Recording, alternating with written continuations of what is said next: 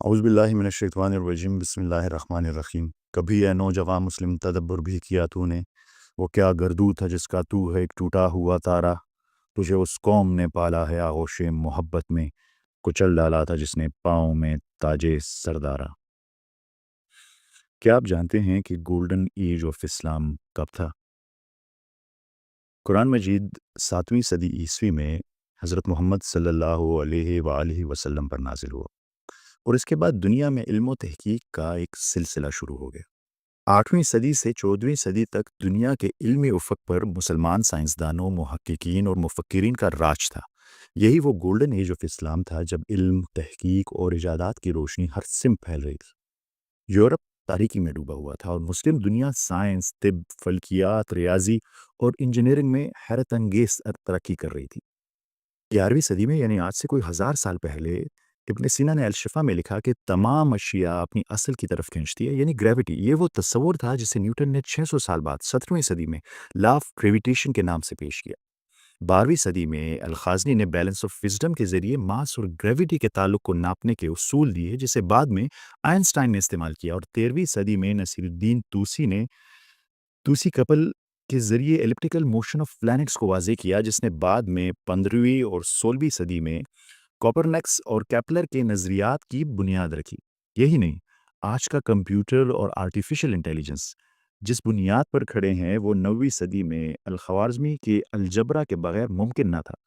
Mobile کیمرے سے تصویر کھینچتے ہوئے شاید ہی آپ نے کبھی سوچا ہو کہ 11ویں صدی میں ابن ہیشم نے ریفلیکشن اور ریفریکشن کے قوانین دریافت کیے، جو آج کیمراز، لیزرز اور فائبر آپٹکس کا بنیادی اصول بنی۔ 12ویں صدی میں الجزاری نے روبوٹک، مشینری اور آٹومیٹک کلاکس ایجاد کیے، جو آج کی ماڈرن انجینئرنگ کی بنیاد بنی۔ 11ویں صدی میں البیرونی نے زمین کے سرکمفرنس کا درست حساب لگایا، جبکہ 9ویں صدی میں عباس ابن فرناس نے پرواز کا خواب دیکھا اور تجربات کیے، جو بعد میں ہوائی جہاز کی ایجاد کا پیش خیمہ بنی۔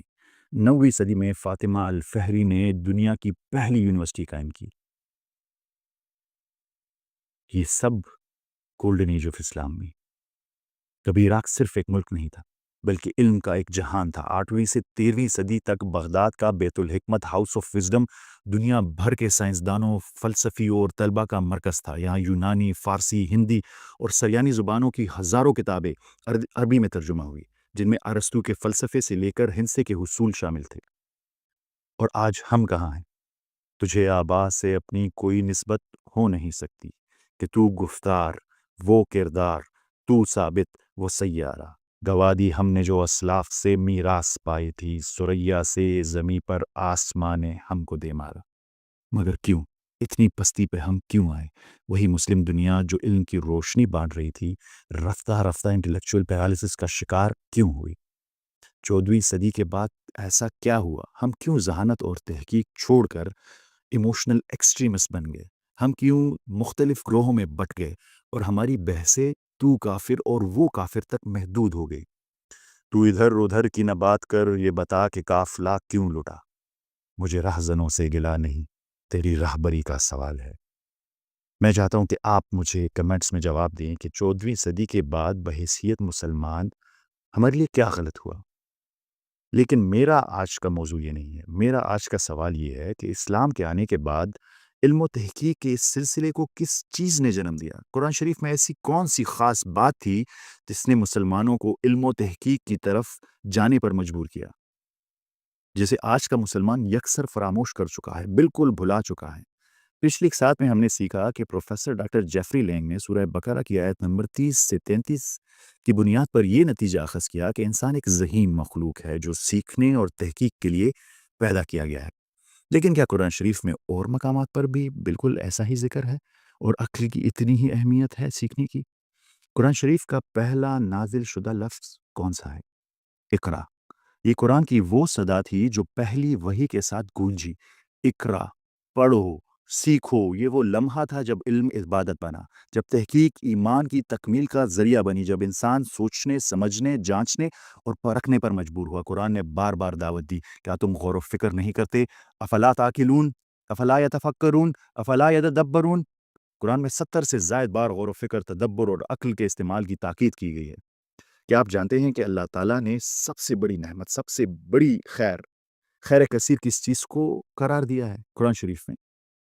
بسم اللہ الرحمن الرحیم، یوت الحکمت من یشاء ومن یوت الحکمت فقط اوتی خیرا کثیرا، سورہ بقرہ آیت نمبر 269۔ وہ جس کو چاہتا ہے حکمت عطا کرتا ہے، اور جسے وہ حکمت عطا کر دے اسے تو خیر کثیر عطا ہو گئی، بہت بڑی خیر عطا ہو گئی۔ اللہ تعالیٰ حکمت کو، وزڈم کو بہت بڑی خیر کہہ رہے ہیں۔ اور کیا آپ یہ جانتے ہیں کہ اللہ تعالیٰ نے قرآن شریف میں بدترین جانور کس کو کہا؟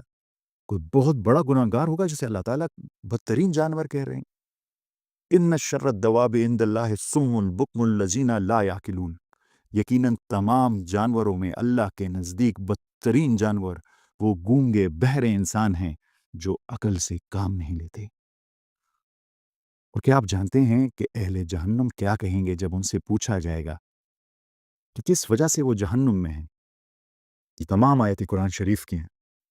وَقَالُوا لَوْ كُنَّا نَسْمَعُ أَوْ نَعْقِلُ مَا كُنَّا فِي أَصْحَابِ السَّعِيرِ، وہ کہیں گے اگر ہم سنتے اور عقل سے کام لیتے تو ہم نہ ہوتے ہیں جہنم والوں میں سے۔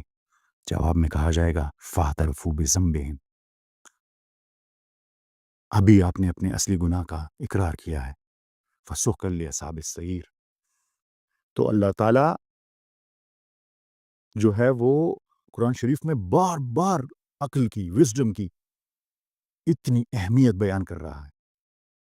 کیا آپ سن رہے ہیں؟ کولو کے بیل کی طرح اپنی زندگی گزارنے والوں جو پیسہ گھر گھر ایک دائرے میں گھومتے ہوئے اپنی ساری زندگی گزار دیتے ہیں، جو اندھی تقلید کرتے ہیں۔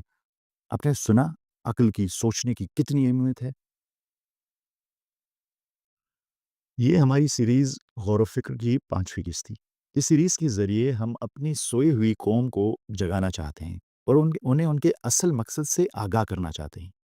برائے کرم ہمارے دوست بنیں، اس میں ہماری مدد کریں، اس ویڈیو کو شیئر کریں اپنے سوشل میڈیا پیجز میں، اور اپنے سوشل سرکل میں یہ بحث شروع کریں اور اپنے آپ کو اور اپنے پیاروں کو بچائیں۔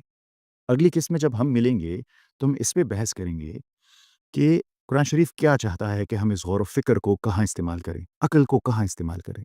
ملتے ہیں اگلی قسط میں۔ آپ کی سماعتوں کا بہت بہت شکریہ۔ اللہ حافظ۔